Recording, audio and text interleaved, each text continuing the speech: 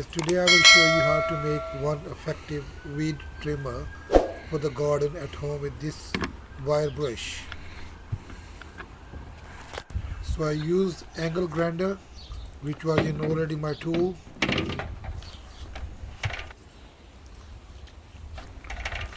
So one long stick and ducting or sellotape, whatever you have.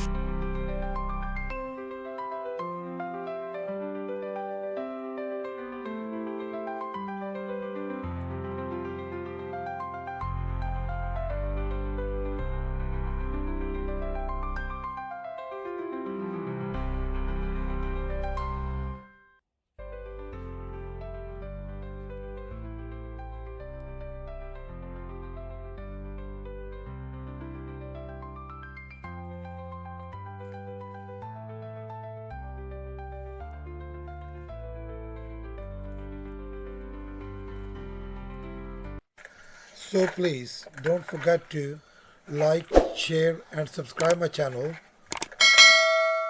for the upcoming new videos. Thanks.